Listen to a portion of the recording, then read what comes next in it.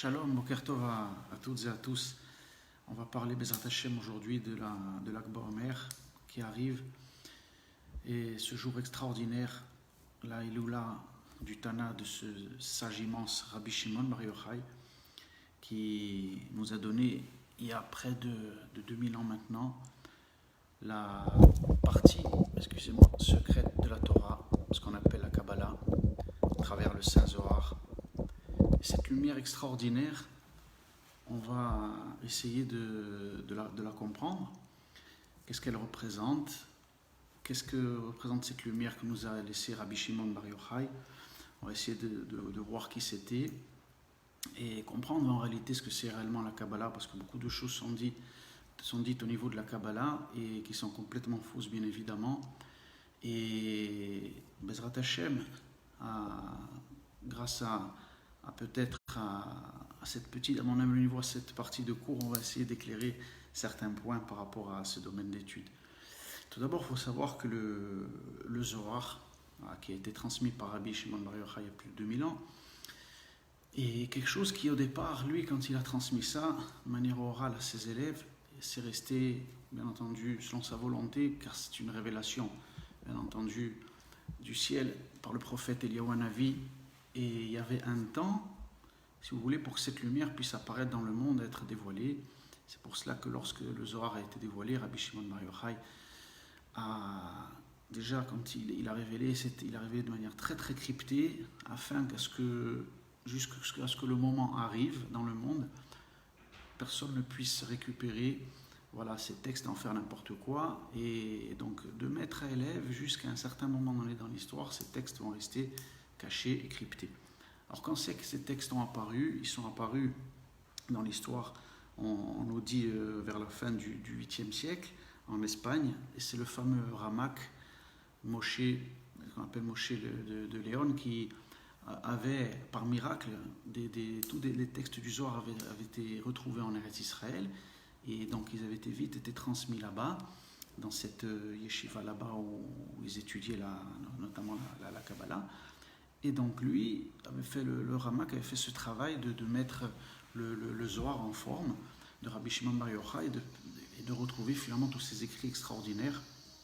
Et donc le Zohar rassemble bien entendu tous les textes, les révélations secrètes de la Torah et une grande partie du Tanakh, de la Bible hébraïque bien évidemment.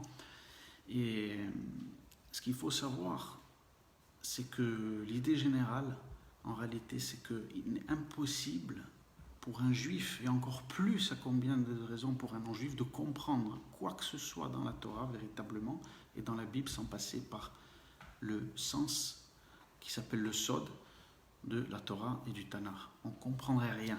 Toute notre vie, on passerait complètement à côté finalement de ce que la véritable volonté d'Akadosh Baruch Hu, qu'est-ce qu'il veut vraiment nous dire à travers la Torah.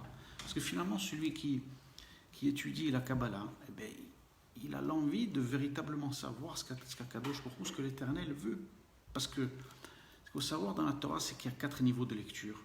Il y a le pshat, qui est le sens littéral, il y a le remez, qui est le sens allusif, il y a le drash, qui sont déjà des commentaires plus développés, plus approfondis, et il y a le sod. C'est-à-dire qu'au départ, ce sont des voiles à travers une lecture et un récit que l'on peut avoir. Et plus on est au niveau du pshat, c'est-à-dire qu'on est plus éloigné. Et plus on va se rapprocher de la Kabbalah, plus on va dévoiler le sens caché des choses et comprendre véritablement ce qui est dit. Sinon, on passe complètement à côté finalement du véritable message et ce que Kadosh Baruch Hu dit dans les textes. On va prendre un exemple. Prenons le cas, par exemple, des notions que nous a révélées la Kabbalah au niveau des Gilgulim. Ce que nous a révélé le Harizal, donc, qui a permis de dévoiler encore plus profondément les écrits de Rabbi Shimon Bar Yochai et qui nous a donné, par exemple, le Sha'ar Gilgulim par l'intermédiaire de son élève Rabbi Chaim Vital. Prenons le cas des Gilgulim et par exemple de l'histoire du roi David, lorsque celui-ci la fameuse histoire avec son père Ishaï, et donc Ishaï apprend en étudiant la Torah avec un de ses compagnons qu'il y a peut-être un problème à l'origine avec sa femme par rapport à la tribu de Moab. Il s'interroge, mais on est en train de lui dire mais finalement que que son union peut-être avec sa femme est interdite parce que la tribu de Moab, il y a une possibilité de se convertir. Il y a des discussions. Bien entendu, ses compagnons ont fait erreur puisque les femmes au niveau de la tribu de Moab peuvent se convertir. Donc finalement, Ishaï, lui, ne le sait pas encore et prend la décision de se séparer de sa femme et finalement de se remarier avec sa servante. Qu'est-ce qui se passe à ce moment-là? La servante, finalement, en comprenant du ciel ce qui est en train de se passer, va aider la femme d'Ishaï. Et elle ne va pas aller s'unir avec Ishaï, elle va demander à sa maîtresse, va lui dire tel jour où elle doit s'unir avec Ishaï, d'y aller à sa place. Et donc de là, Ishaï va s'unir avec sa véritable femme et le roi David va naître de cette union. Mais on ne peut pas savoir cette histoire-là sans passer par la Kabbalah. C'est le Arizal qui nous révèle que la servante est le Gilgoul de Agar, la fameuse Agar dans l'histoire de Avraham Avinu, qui, elle, n'avait pas voulu se soumettre à la volonté divine et jouer son rôle dans la maison d'Abraham. Elle a voulu remplacer Sarah. Et qu'est-ce qui se passe? Eh bien, Dieu la fait redescendre, Kadosh Baruch Hu la fait redescendre afin de réparer dans ce monde cette faute. Et elle la répare merveilleusement bien, puisque grâce à ce qu'elle fait, eh bien, le roi David va naître et de lui va sortir le Mashiach. Vous voyez que de telles histoires, si on ne passe pas par le sod, on ne comprend rien. On ne peut pas comprendre de telles notions. Donc là, l'étude de la Kabbalah n'est pas quelque chose d'orgueilleux, au contraire. C'est rester, si on reste à un niveau d'étude toute sa vie, on ne veut pas toucher la Kabbalah, c'est pas orgueil, parce qu'on développe que l'intellect de la Torah, ce qu'on appelle le gouf de la Torah, le corps, et on refuse d'arriver à un niveau plus élevé, de se donner de la peine, et on va trouver des excuses de dire ah non, moi la Kabbalah je ne veux pas étudier, c'est pas pour moi. En fait, c'est pas orgueil, parce que comme la Kabbalah s'est élevée, ça automatiquement ça va dépasser notre intellect limité, et on va arriver bien entendu après à développer une humilité, parce qu'il y a des choses qui nous dépassent complètement. Mais rester toujours un domaine d'étude de la halakha ou du Talmud, c'est rester tout le monde à ce qu'on peut comprendre d'une certaine manière. On ne veut pas progresser. Donc c'est tout le contraire qui est vrai, et l'étude de la Kabbalah permet bien entendu de renforcer son humilité. Combien d'autres histoires aussi dans la Torah sont rapportées avec de tels chidouches. Chour, au moment donné de la faute du veau d'or aussi. On ne sait pas qui est ce Chour. Pourtant, il est mort en Kiddush Hashem, il ne veut pas faire le veau d'or. Il est mort à ce moment-là, le fils de Myriam. Et bien aussi, la Kabbalah nous enseigne que lui aussi est venu réparer la faute. Il était lui qui était le Haran, le frère de Avraham, à un moment donné, de l'époque de la fournaise, quand Avraham est mort n'est pas mort, il s'est jeté dans les flammes, je veux dire, il a été sauvé. Haran, son frère, n'a pas eu la Emouna et lui est rentré et finalement il a été tué à ce moment-là parce qu'il n'a pas eu confiance, il n'a pas eu la Emouna. Il est revenu à l'époque du veau d'or pour réparer cela. Donc, vous voyez que c'est grâce à ce domaine d'étude, on peut comprendre véritablement, d'une certaine manière, à notre humble niveau, chaque fois véritablement ce que la Torah veut nous dire.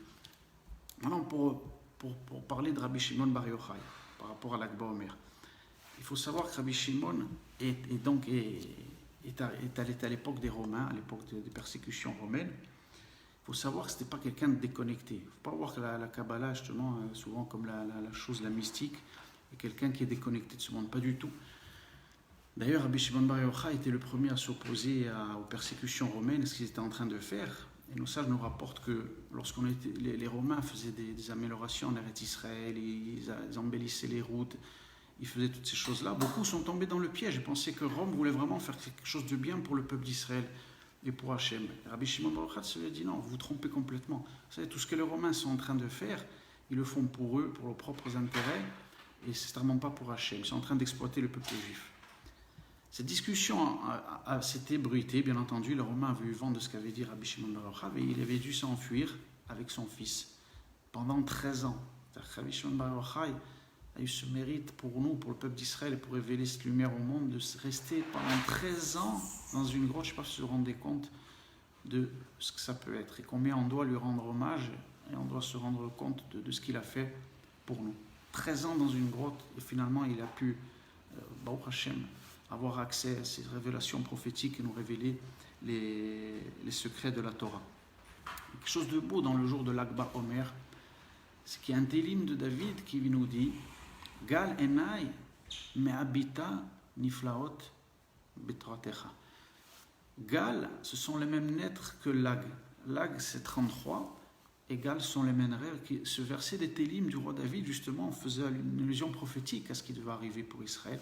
Gal Ena, il veut dire un dévoilement de nos yeux profond pour nous permettre de découvrir tes merveilles dans la Torah. Gal Ena, Imabita Niflaot, Betorah Terra. C'est ce que nous a révélé le roi David déjà.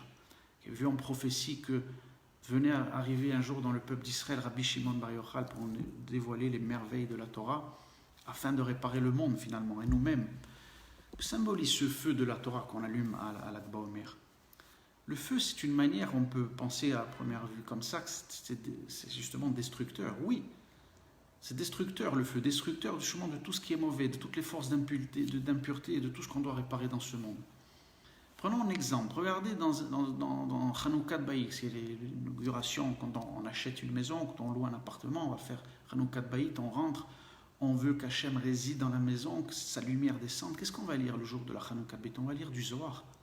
On va dire du Zohar, pourquoi? Parce qu'on va nettoyer toutes les mauvaises choses qu'il peut y avoir dans la maison afin d'être protégé. Il n'y a pas lumière plus protectrice que la lumière de la Kabbalah. Et où on le voit dans un enseignement de nos sages. Et dans les dernières parachutes que nous avons étudiées, la notion de Kedoshim qu'on a vu dans les dernières parachutes, c'est la notion de Kodesh dans la Torah. C'est une notion qui est reliée à l'étude de la Kabbalah au Sod. Le Kodesh est relié à la sphère de la Chokhmah, qui est liée à la lettre Yud.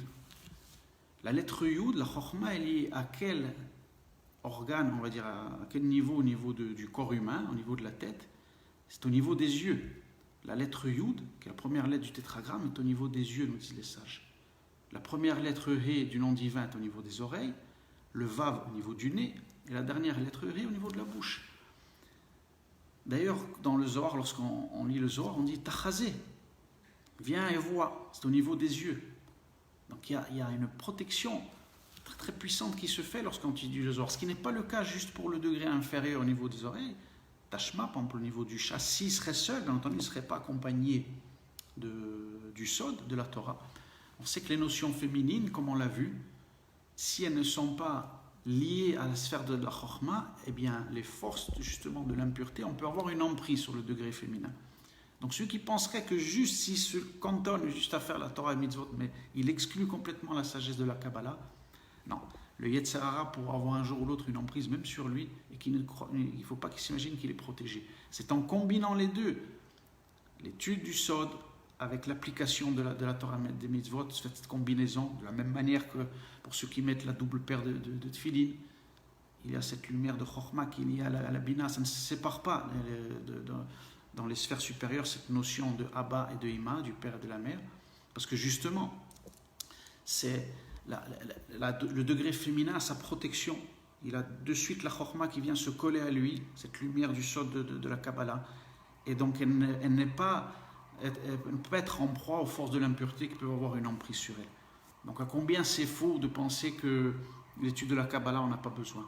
Et d'ailleurs, le Harizal va très très loin. Il dit que celui qui dans cette vie n'étudie pas et qui délaisse cette partie de la Torah devra revenir en Gilgoul pour le faire. Parce que c'est le Ikar finalement de la fin des temps et de la réparation du monde, puisque c'est ce livre-là qui va délivrer l'humanité tout entière. Donc on se doit tous d'étudier tous les jours un petit peu de Zohar, d'essayer de comprendre véritablement ce que la paracha nous dit. C'est ce que disait d'ailleurs de nombreux grands décisionnaires. Rav Tzion Abashaou le disait tous les jours, un Talmid Racham véritable se doit d'étudier un petit peu le Zohar tous les jours, de faire un seder d'études et de mettre l'étude de la Kabbalah bien entendu, dans son programme. Et donc voilà par rapport un petit peu à tout cela. Et il faut savoir qu'il a réalisé des choses extraordinaires, bien sûr, dans sa vie. Combien de miracles aussi il a pu faire.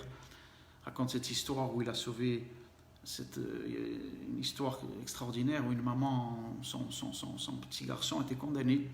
Et tout le monde, les docteurs avaient vu, il n'y avait plus rien à faire pour lui.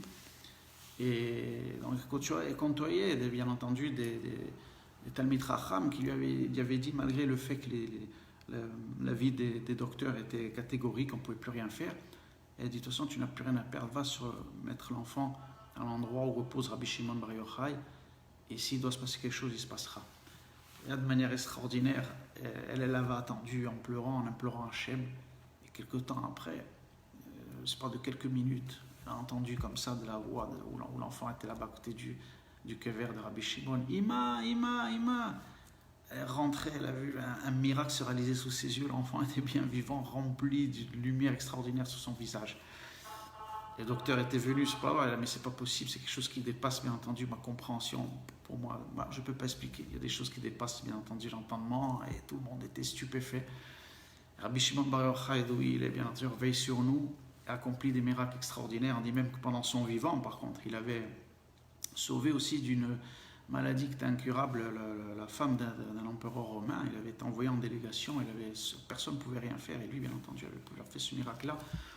Pourquoi? Parce que c'est justement à quel point il était connecté à ce niveau extraordinaire, que bien entendu, cette lumière de l'infini qui est représentée par l'étude du Sod de la Kabbalah peut tout transformer dans ce monde qui est régi par l'ordre naturel des choses, bien évidemment. C'est le sens de comme faisaient nos anciens, qui allumaient dans des grands tonneaux comme ça, ils mettaient de l'huile d'olive avec du coton pour faire brûler cette flamme, parce que l'huile d'olive représente justement la sagesse de la Torah. Shemen, c'est le même mot que Shmoné, c'est l'ordre du 8 qui est infini. Et donc, si on veut vraiment faire descendre Kadosh Baruch Hu, qui est l'infini, béni soit-il dans ce monde, il faut que chacun, notre Nibon, fasse l'effort de ne pas simplement allumer des bougies pour l'Akbar Omer, mais faire l'effort avec cette merveille que nous a donné Rabbi Shimon Bar Yochai, tous à notre niveau, d'essayer d'ouvrir un petit peu ces livres et faire descendre cette lumière qui va nous apporter très vite, Bezrat Hashem, à tous la Geoula Shelema, Bekarov, Amen, Ve Amen.